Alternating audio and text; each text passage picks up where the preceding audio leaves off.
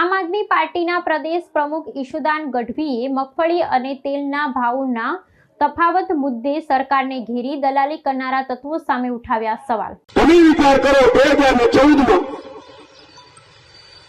માં મગફળીનો ભાવ 1000 રૂપિયા હતો, તેલનો બધાનો ભાવ 1500 હતો। એ જ મગફળીનો 2024 માં 25 માં 26 માં 1000 રૂપિયા છે। તેલનો 3000 રૂપિયા। હવે તો સમજો કોણ દલાલી કરે છે।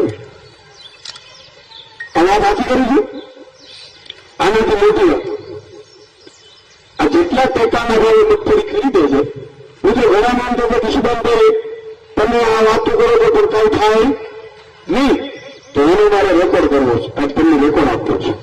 આમ આદમી પાર્ટીની પંજાબમાં સરકાર થઈને 4 વર્ષ થયા। કેટલા વર્ષ? માત્ર 4 વર્ષ થયા। ગૂગલ કરી લેજો। પંજાબમાં ભગવત માન સાહેબ આવ્યા, ખેડૂતના દીકરા, એને મીટિંગ બોલાવી, કલેક્ટરને બોલાવ્યા, ચીફ સેક્રેટરીને બોલાવ્યા, અધિકારીઓ જીઈબીના અધિકારીઓને બોલાવ્યા અને કીધું કે તમે નોકરી કેટલા વાગે કરો ભાઈ? એટલે અમે નોકરી કરીએ 10 થી 6।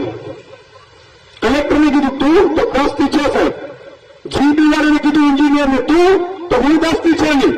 તો ખેડૂત રાત્રે 2 વાગે પણ પાણી વાળવા જાય, દિવસે વીજળી કરો અને ફ્રી વીજળી કરો। આનું નામ સરકાર કહેવાય।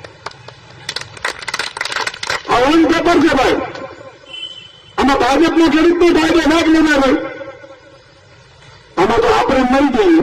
હમણાં ખેડૂત મંડળ ઈશુદાનભાઈ બહુ મજબૂતાઈથી જણાવ્યો, લડતા રહેજો, તમે ટેકો આપો નથી, હું તો ભાજપનો કિસાન સંઘ છું। બધી ઈશુદાનભાઈની ચડે વિચાર કરો તમે, અને કઈ લઈ લેવું હોય તો બરાબર છે, કહીએ કે નીતિ જાય છે અને બંધ કરાવવા માટે આપણે સરકાર જોઈએ।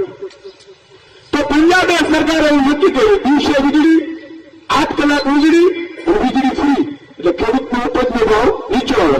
આપણે ક્યાંક મંદિરિયા મેં કરીએ, ક્યાંક ન મળે ખુલ્લા મોટા 2 વાર તો થતા, એક દીકરો દાખલાઓમાં આવે, એક દીકરો વાડીઓ, 2 દીકરાઓ ફૂલ કામમાં 2 વાંધા આવે, મેળ ના પડે ભાઈ।